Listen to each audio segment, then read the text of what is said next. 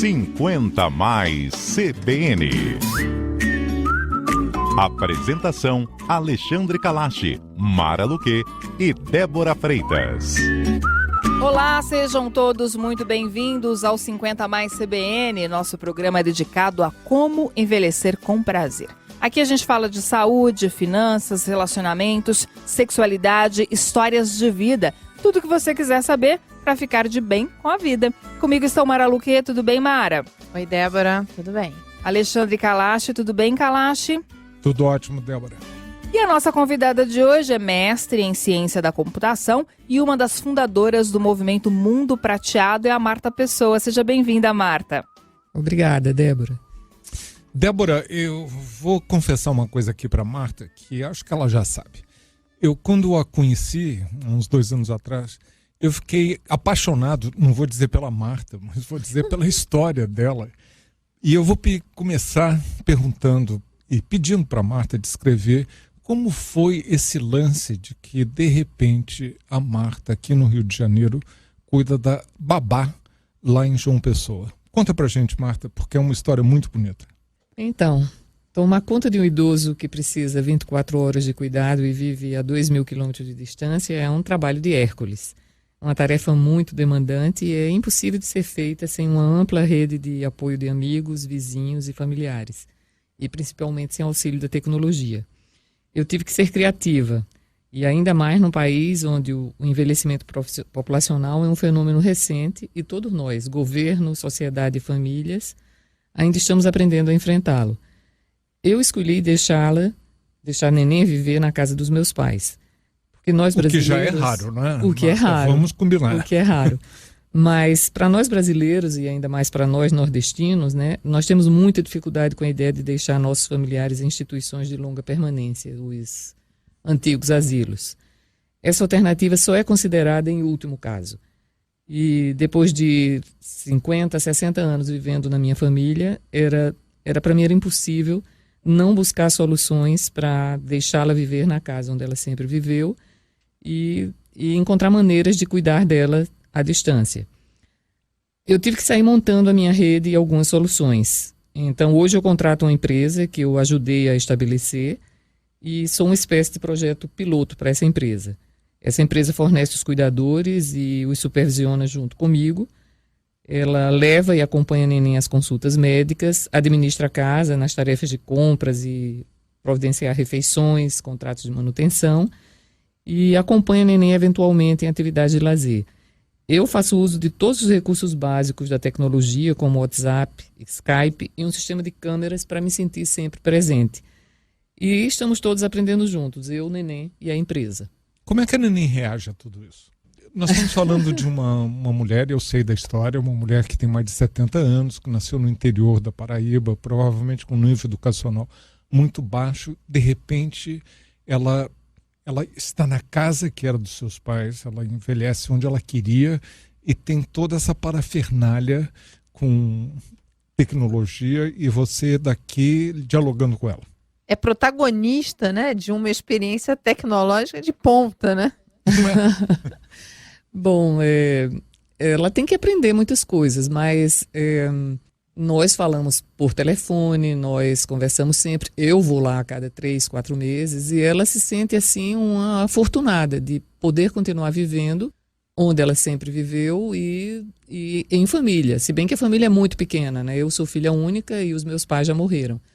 Mas eu consigo me cercar de mais familiares e amigos agregados. Ela mora num prédio onde eu tenho várias primas que moram lá e sogras dessas primas. Então ela se sente inserida num contexto conhecido. Seria muito diferente dela ter vindo aqui para o Rio, morar comigo e ficar sozinha a maior parte do tempo, porque eu ainda trabalho, né, e as minhas filhas moram longe. Ela se sente uma afortunada e eu me sinto, né, aprendendo muitas coisas com isso e empreendendo em causa própria. Vamos combinar que ela não só se sente afortunada, como ela é afortunada. Eu já estou imaginando aqui muita gente querendo se candidatar para ser sua babá. Não, e a gente também, ao ouvir essa história, né, Marta, a gente sente Nenê muito próxima da gente, é como se a gente a conhecesse. Você falou que tem uma família pequena, mas é a família que ela tem também, né? Somos as duas hoje. Ela tem quase supostos 90 anos, né? Mas a gente se cerca dessa rede que eu acho que é essencial para o cuidado. Amigos, vizinhos, médicos, profissionais de saúde, todo mundo colabora. Eu já vi apresentações da Marta com fotos, é fantástico, Débora. Você vê ali aquela senhora já bem velhinha, sendo levada para ir à praia, para poder chegar na beira do mar, de poder molhar até o joelho, ela toda feliz, celebrando o aniversário com a família, com o bolo em frente. Realmente é fantástico, porque a tecnologia permitiu que a Marta, à distância, no Rio de Janeiro, e a Neném, lá em João Pessoa, pudesse fazer isso. Ô, Marta, eu como sou da área, eu cubro economia e finanças, eu vou te fazer uma pergunta assim, é caro isso? Quanto que custa montar uma estrutura dessa? É muito caro. Cuidado 24 horas e aluguel, um plano de saúde, IPTU, fisioterapeutas, psicólogos e táxis para levar e sair e voltar do médico, é muito caro. Aqui no Brasil, uma estrutura dessa fica em torno de 12 mil a 14 mil reais. Não é barato. E você se preparou para isso? Como é que isso chega no seu orçamento? Chegou de uma hora para outra, ou como você foi se preparando, enfim, montando uma estrutura? Meus pais se prepararam um pouco, né? E eu tive sorte, porque as grandes despesas que são plano de saúde e o aluguel, elas estão cobertas, né, pelo imóvel que já é próprio, né, e um bom plano de saúde de muitos anos atrás. O resto a gente tem que ir tirando do orçamento, né? E a Neném foi adotada pelos seus pais. A Neném, ela foi para casa dos meus pais há 65 anos atrás. Então, ela é da família, desde que eu me entendo. Mas com isso ela tem alguma renda? Ela tem a aposentadoria dela, mas é a aposentadoria padrão do INSS. É difícil, né? Sem você ter laços afetivos com a pessoa, né? Assumir uma responsabilidade dessa é quase impossível. A gente precisa construir redes de apoio e uma maneira de que isso seja possível para outras pessoas nessa situação. Eu acho que não terei toda essa assistência. E a partir dessa experiência, Marta, que surgiu o movimento Mundo Prateado? Sim, ele surgiu porque nós tínhamos amigas, né, que estavam vivendo essa experiência solitária também de tomar conta dos seus pais, né? E a gente tinha o desejo de recriar essa cultura de formação de redes de apoio ao cuidado com o idoso. E aí, junto com Maristela Veloso, a outra cofundadora do Mundo Prateado, a gente concretizou esse desejo, criando uma plataforma para prover informações e um guia de anúncio gratuito de serviços e produtos, né? Quem cuida do idoso sabe como é importante ter informações confiáveis e de fácil acesso sobre profissionais de saúde, lojas especializadas e muito mais coisas, né? Então, o nosso sonho é que esse guia seja uma espécie de agenda das agendas que nós recorremos aos nossos amigos quando precisamos dessas informações. É assim que a gente faz. Precisa de informação, recorre a todas as agendas. E aí a gente tenta compartilhar isso com mais pessoas que estão nessa tarefa de cuidar do idoso. É mesmo a rede de apoio, mundoprateado.com, esse é o endereço, né, Isso. Marta? E as pessoas que quiserem participar, enfim, existem formas para contribuir de alguma forma nesse movimento? Bom, as pessoas podem alimentar esse guia, é um guia gratuito, né? Se você usou um profissional de qualidade, a melhor coisa a fazer é pedir ao profissional para se cadastrar e você fazer uma avaliação. E a pessoa que precisa de uma informação, ao consultar o guia, ela vai já com garantias de que aquele profissional foi recomendado por uma pessoa que tem a responsabilidade com outro idoso. Esse é um outro, que não é só o custo, né, que é um impacto importante, é toda a procura, a busca até você conseguir montar essa rede de profissionais, né? Sim, porque existe a informação, ela está espalhada, mas é importante, né, que alguém junte, congregue essas informações e que elas tenham uma avaliação. A nossa ideia era ter uma espécie de TripAdvisor do cuidado com o idoso. As avaliações são as informações mais importantes nesse guia gratuito. Isso é interessante que você falou, de ter o TripAdvisor de avaliação do idoso, porque eu conheço pessoas que estão... Eu já passei por isso quando eu contratei pessoas para cuidar da minha avó, e conheço pessoas que estão nessa situação. Conseguir montar essa rede, ela é cara e ela é difícil para você conseguir referências, enfim, porque você tem que ser uma pessoa que tem empatia, né? Enfim, tem que ser uma pessoa que seja um profissional e que, enfim, o idoso também goste de conviver, tem que juntar uma série de atributos, né? Pois é, essa rede é uma das coisas mais importantes, né, que a gente precisa quando toma conta do idoso, né?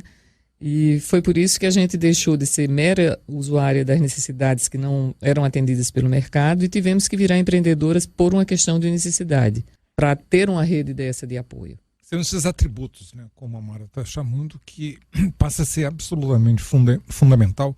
Como é que você vai colocar esses pauzinhos todos juntos, quanto mais você estando à distância? Isso. Mas eu acho interessante também, Marta, e eu acho que a gente vai ter um intervalo em breve, e a gente vai pedir para que você explique depois como é que isso sucede e como é que agora você está antenada mundialmente, tendo ido à Califórnia com uma oportunidade de contar essa sua experiência lá fora e agora pesquisando, indo à Holanda, indo a Dinamarca, enfim, a sua rede também está aumentando. Depois você vai contar mais sobre isso. Isso mesmo. Agora a gente faz um breve intervalo.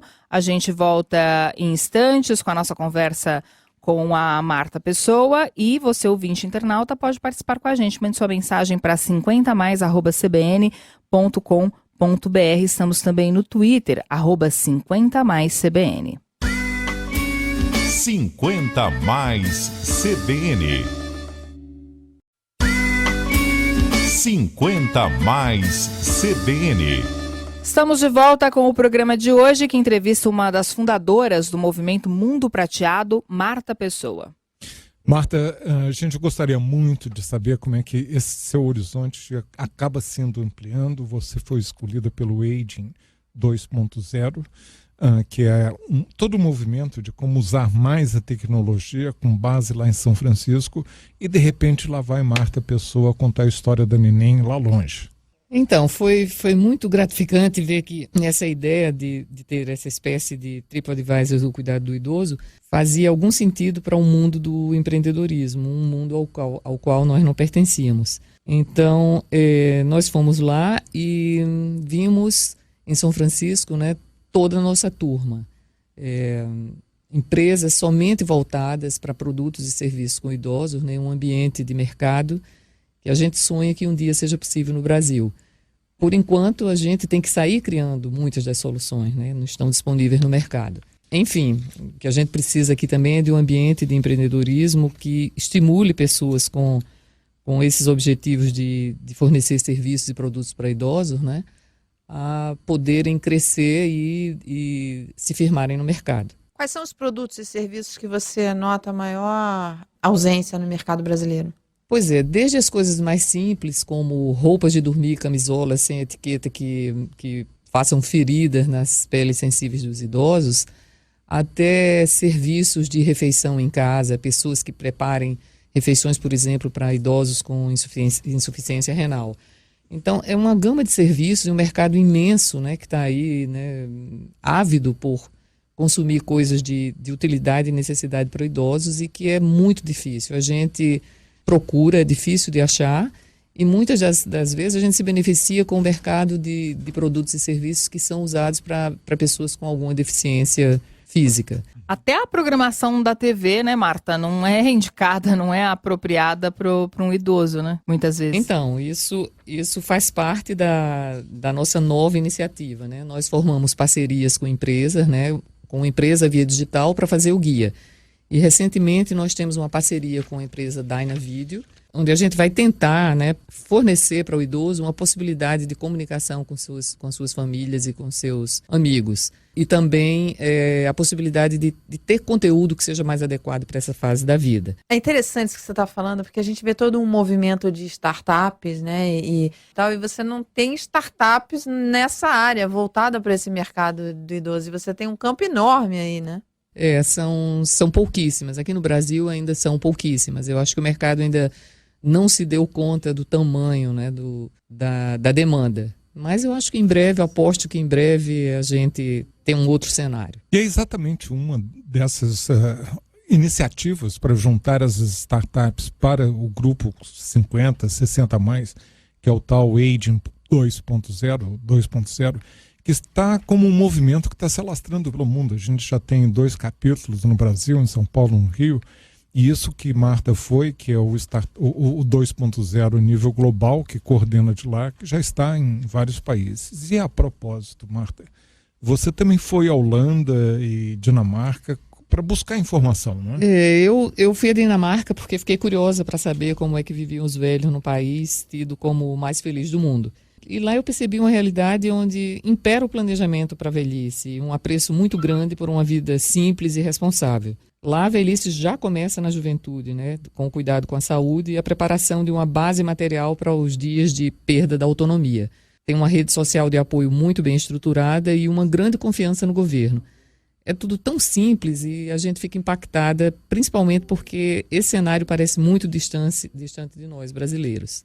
E tem outras experiências interessantes espalhadas no mundo, né? Eu gosto muito do conceito da rede Village to Village, que é um movimento que começou num bairro de Boston, há 16 anos atrás, quando os idosos que não queriam ir viver em instituições de longa permanência formaram uma associação sem fins lucrativos, onde todos contribuíam com dinheiro e trabalho voluntário para atender às necessidades básicas das suas rotinas.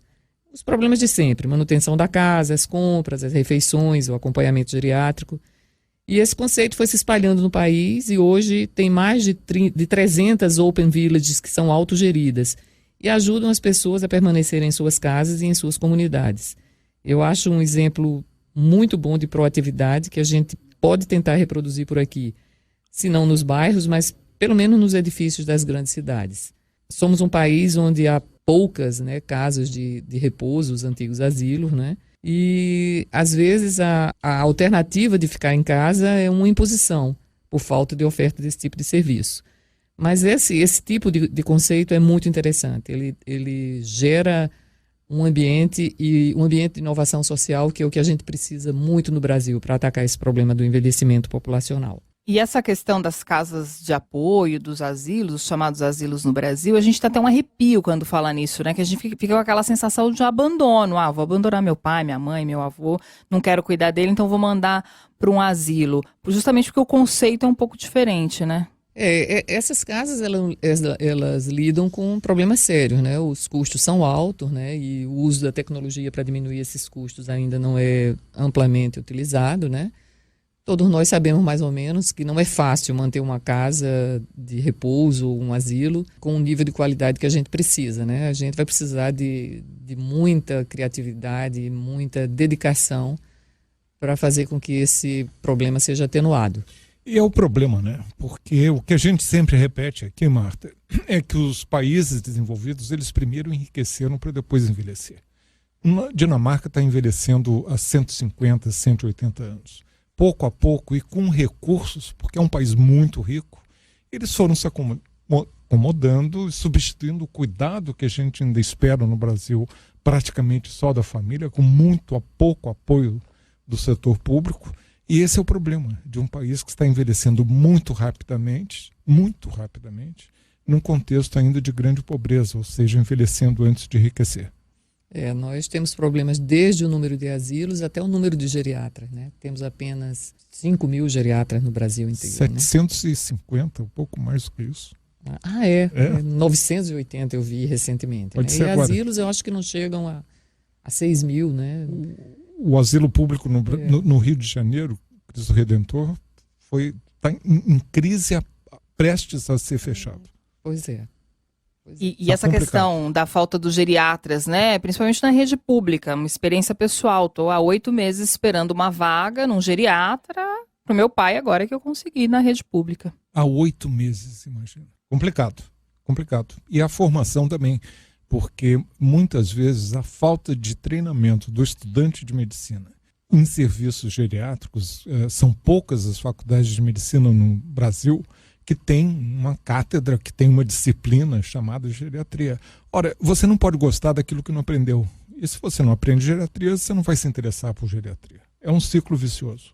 Como é que foi com você, Mara? Porque você passou por uma situação muito semelhante com a sua avó. Você encontrou logo os profissionais que precisava? Não. Por isso que eu acho interessantíssimo esse trabalho da Marta, porque além de todo o impacto financeiro, você tem que montar essa rede de profissionais. E você não consegue montar rápido. Você tem que ir procurando, e você não tem uma referência. Eu não conhecia ainda o trabalho da Marta, você não tem uma referência, um TripAdvisor, como diz a Marta, para você entrar ali e procurar uma referência. Então, você tem que juntar um custo que você possa arcar, mais um trabalho eficiente, enfim, tudo isso tem que ser combinado, né? E um aspecto, acho que Mara, falta muita informação. que você está chamando a atenção, e que Marta também, é que os estudos, não tanto no Brasil, mas fora do Brasil, já foram feitos vários estudos mostrando que o ano mais caro do ponto de vista de saúde é o seu último ano de vida. Exatamente. Seja aos 60, seja aos 90. Esse último ano de vida custa muito caro. Exatamente. Custa muito caro. A importância do tratamento paliativo, né, que também não é barato, mas você tem que dar todo o conforto. Muitas coisas você não consegue absorver para fazer, você tem que contratar alguém para fazer, porque você não sabe fazer, porque você não é um profissional e porque você está emocionalmente abalado para fazer isso daí. E porque você também tem que trabalhar, enfim, é uma série de coisas que você tem que avaliar na hora de montar toda essa estrutura. Nem sempre dá para contar com a família. Tem muita gente que fala assim, eu tenho 10 filhos, 50 netos. Calma lá, hein? Isso não é garantia de nada, não. Então... Marta, e sobre as cuidadoras, as pessoas que estão ali no dia a dia com a neném, elas tiveram formação para isso? Bom, também falta cuidador, não é só geriatra. Cuidador informal. Né? E todo mundo tem que fazer um pouco a sua parte, né? Quer dizer, nem sempre é possível você contratar uma cuidadora que já venha com a formação. Mas a tecnologia ajuda, né? Via Skype nós conseguimos, pelo menos, né, dizer que tipo de atenção, que tipo de tratamento a gente quer, né, para o idoso, né?